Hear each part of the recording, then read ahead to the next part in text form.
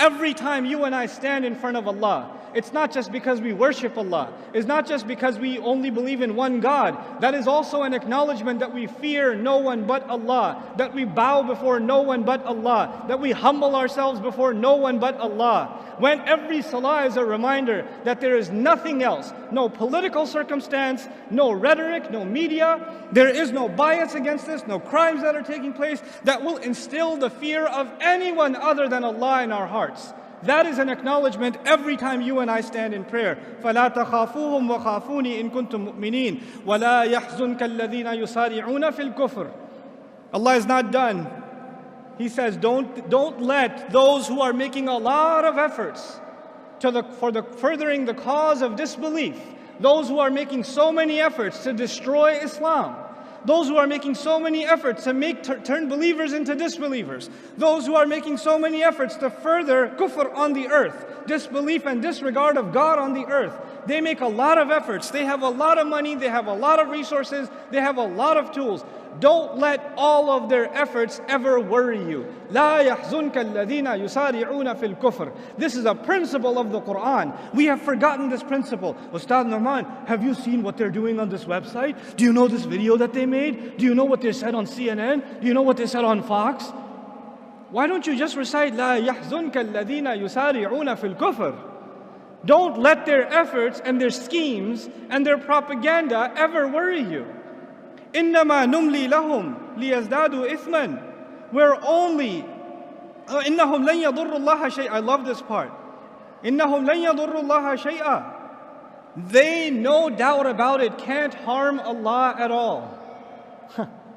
I'm baffled by this statement. Allah said, don't worry about their schemes and their plans and their plots and their propaganda. They can't harm who at all? They can't harm Allah at all. I'm not worried about them harming Allah. I was actually kind of worried about them harming me. So I was expecting Allah will say, don't worry about their schemes, they won't harm you. But Allah says what instead? Don't worry about their schemes, they can't harm Allah. Why is that? Because Allah is our protection. It's like Allah is our shield, and they can't do anything about this shield. So you're safe, because you're with Allah. You're with Allah. They can't harm Allah. So you have nothing to worry about. لَإِنَّهُمْ لَن يَضُرُّوا اللَّهَ شَيْئًا. Then why is Allah giving them this opportunity to scheme and plot and further their cause and make things more and more difficult for the believers? يُرِيدُ اللَّهُ أَلَّا يَجْعَلَ لَهُمْ حَظًّا فِي الْآخِرَةِ. Allah wants that they get nothing, not even a little bit of the akhirah. Meaning there are people that are evil and they want to continue to do more evil and undermine and continue the path of injustice and oppression. Allah says, I'd like to let you dig your hole a little deeper, because that little good you have left in you don't even deserve it. Let you do your evil. Why are people so evil? Because Allah's punishment to them is He let them have it. You want to go this way? Go ahead. Go ahead. وَلَهُمْ عَذَابٌ عَظِيمٌ. They have great punishment standing before them. Instead of being afraid of them, the Qur'an makes us feel sorry for them. They're digging their own hole. إِنَّ الَّذِينَ اشْتَرَوُا الْكُفْرَ بِالْإِيمَانِ. Now listen to this part. Then he turns his attention to within our own ranks. There are those who sold their belief with disbelief. There are those who, under the pressure of the enemy, said, this Islam thing is too much. I can't handle it. I can't handle, the way people look at me, the way people think about me. I'd rather sell this off and be like everybody else who's disbelieved, so I'll fit in better. Allah says about them, لَن يَضُرُّوا اللَّهَ شَيْئًا. What do you think? They're going to harm Allah? They can't harm Allah at all.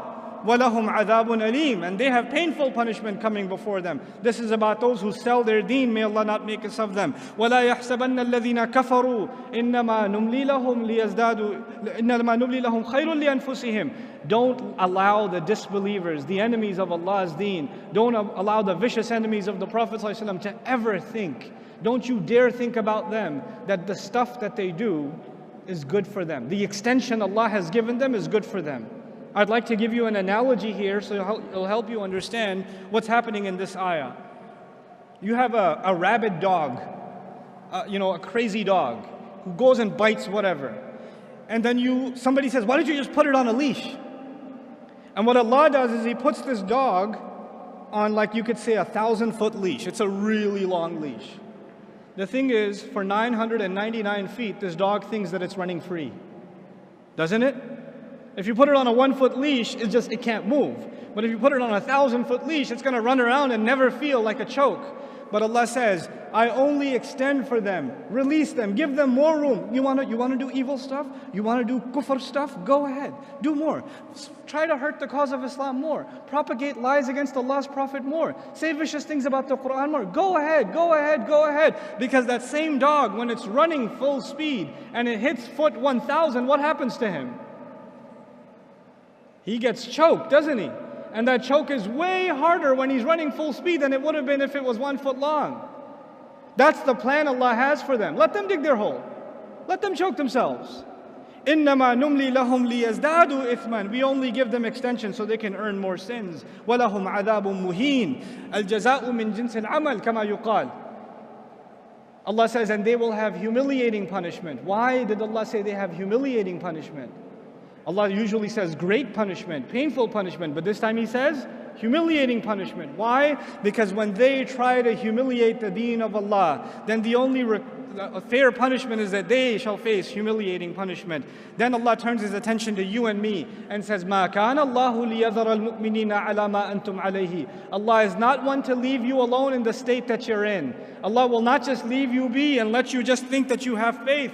حَتَّى يَمِيزَ الْخَبِيثَ مِنَ الطَّيِّبِ. Until He can separate the good ones among you from the filthy ones. Some of you have filth inside of your hearts, and when the state of fear comes, and the pressure comes, and the stereotyping comes, some of you will abandon your faith, and that filth in your hearts will take over whatever good you had in it.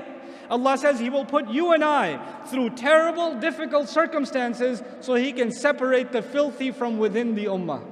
And cut them out. May Allah not make us see any of us from them. وَمَا كَانَ اللَّهُ لِيُطْلِعَكُمْ عَلَى الْغَيْبِ. And Allah will never be one to inform you of the unseen. People come to the shaykh, the imam, the scholar. They come to, what do you think? When is all this fitna going to end? When are things going to get better? Allah says, Allah is not one to inform you of the unseen. I'm not going to say 3 more years, watch, everything's going to be better. No. That's actually what I've heard in churches. I go to church to hang out sometimes just to see what they do. I've been. And I actually, last Christmas, I want to know how they do da'wah. How did they get 100,000 people inside of a stadium and preach? So I went to listen. Well, what do these guys do? And they're like, this year is going to be a great year for you. The Lord's going to take care of everything. You're going to get yourself a promotion. And that divorce is finally going to be filed. And you're going to do great this year. Because the Lord promises it. I was like, what? Lord promises this year is going to be great? You know? We don't have that in Islam. Like, is this year going to be better than next? When is Allah going to finish this fitna? Or when are things going to get better? Allah told us very clearly, so we're not deluded and we don't even ask that question. Allah will never be one to tell you what's going to happen in the unseen. And the future of the ummah is in the unseen. وَلَكِنَّ اللَّهَ يَجْتَبِي مِن رُسُلِهِ مَن يَشَاءُ. However, Allah does select from His messengers whoever He wants. Meaning Allah chose His messenger and decided to tell him what you need to know. Focus on what Allah told you and not what Allah did not tell you. Don't get obsessed with things that Allah Himself didn't give you. If it was valuable for you, Allah would have given it to you. So don't be so obsessive compulsive about unnecessary details. فَآمِنُوا بِاللَّهِ وَرُسُلِهِ وَإِن تُؤْمِنُوا وَتَتَّقُوا فَلَكُمْ أَجْرٌ عَظِيمٌ. Then just believe in Allah and His Messenger. And if you can continue to believe and continue to be fearful only of Allah, then you will have great punishment, great reward rather. What else do you want? Just have faith and be fearful of Allah. In the most toughest of times, Allah is telling you that's the only 2 things you're going to need. Everything else will work itself out. Don't focus on the problem. وَلَا يَحْسَبَنَّ. And finally, the advice to you and to me. This is the last thing I'm sharing with you, I promise. وَلَا يَحْسَبَنَّ الَّذِينَ يَبْخَلُونَ بِمَا آتَاهُمُ اللَّهُ. And don't you ever think about those who are cheap, greedy, miserly with what Allah has given them. That they hold on to what Allah has given them. Min fadli, from His own favor. They didn't earn it, that's a favor of Allah on them. Huwa khayran lahum. That's good for them to hold on to their wealth. This is the time. This is the time where the young people, they're going to have to give up their free time that Allah gave them. Their free time cannot go into 8 hours of video games anymore. There's no time for you to watch the next Netflix and Amazon series. You don't have that kind of time. You're the Muslim youth. Allah has given you free time. Allah has given you talent. Allah has given you creativity. That creativity cannot go into you making stupid jokes on social media. It needs to be used in much more productive ways, because these people who Allah has given wealth and luxury and opportunity and health and talent, when Allah has given all of these things and they're cheap and miserly with it, they only use it for themselves. What does Allah say about them? That they think they get to use it for themselves is good for them? بَلْ هُوَ شَرٌّ لَهُمْ. It's bad for them. سَيُطَوَّقُونَ بِمَا بَخِلُوا بِهِ يَوْمَ الْقِيَامَةِ. The very things they were cheap with, the very things they were greedy with for their own, are the very things that will be turned into a rope around their necks, choking them on the day of resurrection. That time, that ni'mah, that rizq that Allah gave you, that you didn't put to the right cause, is going to come and choke you on the day of resurrection. May Allah not make us of them. وَلِلَّهِ مِيرَاثُ السَّمَاوَاتِ وَالْأَرْضِ. Man, what a thing to say. Allah alone owns the entire inheritance of the skies and the earth. What in the world is inheritance doing here? Allah is reminding you and me, whatever you own, whatever I own, whatever I enjoy in this life, I'm not going to get to keep it. At the end of the day, I'm going to be in the ground and somebody else will be driving my car. I'm going to be in the ground and somebody else will be wearing my clothes. And by the way, they won't be driving it for that long either. They're going to be in the ground too.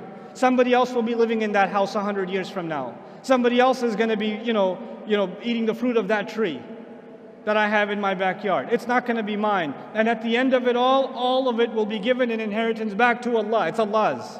Because everybody will be gone. Understand the temporal nature of the material world. Do not become materialistic in your goals, in your aspirations. Things Allah Azza wa Jalla is offering us in a time of great fitna, the only thing to worry about is what you will earn with Allah. Put your efforts in this world. Excel. Do your very best. But then again, if that's all you want to do for this life, then that is what is exactly choking you. It's going to choke you. It's going to destroy you. Our deen is so beautiful, such a balance between what we want in the next life and what we get in this life. It merges the two of them. We're not just people of akhirah and we're not just people of dunya. We're people of Rabbana atina fid dunya hasana wa fil akhirati hasana. وَقِنَا عَذَابَ النَّارِ. And so Allah Azza wa Jal concludes, as I conclude in this passage, وَاللَّهُ بِمَا تَعْمَلُونَ خَبِيرٌ. And Allah has full news and full account and a full perspective on everything that you're doing. And that's a comment to the ummah. I know what you're doing. I know what you're doing when you've been hit with injury. I know whether or not you are becoming people of Jannah. I sincerely remind myself and I remind all of you that this Qur'an is a living document. It's a living book. It will inspire, it will empower, sometimes it will scare, sometimes it will set you straight and calibrate you. It is not a drug. Like, in modern philosophy, religion is the opiate of the masses. So you turn to religion to feel better about yourself. Yes, the book of Allah will make you feel better about yourself. But sometimes you just need to get a slap in the face and get set out straight. And the book of Allah will give you that too. It'll give you what you need, because Allah is your Rabb. He's your master. He doesn't have to cater His message to what might make you feel better. He'll cater the message to what you need, what your heart needs. And this time Allah is basically telling the ummah, in the middle of this crisis, grow a spine, get strong, don't be afraid of anybody else. Prove yourself to Allah, and none of the efforts you do will go unacknowledged. May Allah Azza wa Jal make us a courageous ummah and make the young people that are no doubt going through trials that I as a youth in America did not go through. Their trials are much harder than mine were. May Allah Azza wa Jal make them a source of confidence and a revival of this faith for the ummah around the world, really around the world. I make so much dua for the youth in America, the Muslim youth in America, that they are the light by which there will be nur spreading all over this ummah. And so many of them are sitting in this audience. My du'as are with you, my prayers are with you. I'm so very proud of you. So what if you've made mistakes in the past? So what if you haven't realized your potential in the past? That's okay, you're still breathing, which means Allah still has hope in you. If you were a lost cause, you wouldn't be breathing anymore. The fact that Allah has given you life is because Allah expects things from you. It's a new day, it's a new beginning, and let us prove ourselves before Allah Azza wa Jal and show Him what goodness we can bring into this world. Barakallahu li wa lakum. Assalamu alaikum wa rahmatullahi wa barakatuh.